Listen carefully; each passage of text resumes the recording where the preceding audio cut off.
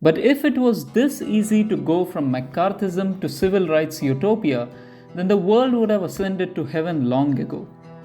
Instead of bringing his policies into action, Kennedy faced stiff resistance from McCarthyist Republicans, fringe radicals, and Southern Democrats from his own party, like Alabama Governor George Wallace. Additionally, despite losing their appetite for war, the American public had not lost their thirst for anti-communism, which remained strong in their minds. The heavy stalling imposed by all of these groups forced Kennedy to compromise on his ideals, and his popular support dwindled. It was perhaps poetic irony that the worst excesses of violence around the issue of civil rights happened not during the time of McCarthy or Jenner, but during Kennedy's presidency. His presidency ended with a literal bang when civil rights activist Martin Luther King Jr. was shot dead by a white supremacist. MLK's death ended the peaceful era of civil rights protests. From now on, the more militarized civil rights movement did away with the quote-unquote "we shall overcome" statement in favor of a new motto: by any means necessary. This was just before the 1968 election, in which JFK's popularity plummeted, and for the fourth time in 20 years, America had a one-term president. Richard Nixon came to power in 1968 as the natural heir of McCarthy's crusade. Alongside his eloquent Vice President William F. Buckley, Nixon tightened the screws of surveillance and curtailed what remained of civil liberties.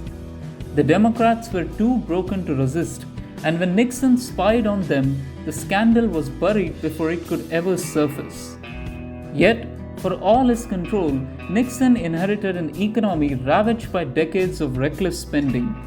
By the early 1970s, America sank into recession, its industries rusting and its allies in Europe drifting even further away.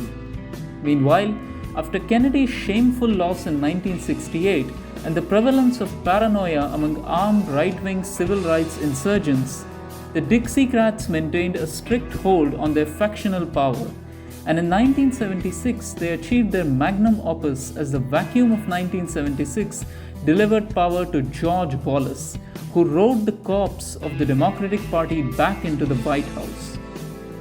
Segregation was not only restored but expanded to target other minorities, a grotesque parody of order imposed on a fracturing nation.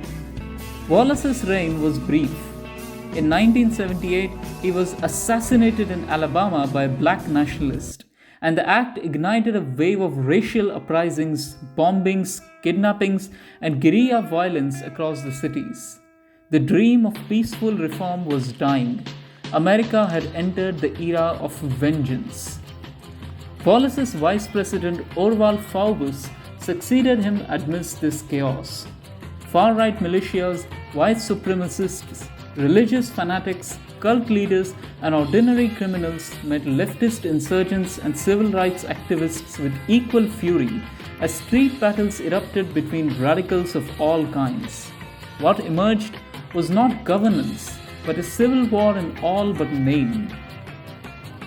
Then came the 1980 elections, which saw the lowest voter turnout in US history, as some counties didn't even register the voting because of the widespread riots pervading them. Everywhere across the nation, there was a general disinterest in democracy, and a concerning silence fell among all the electorates as nobody knew what would happen next.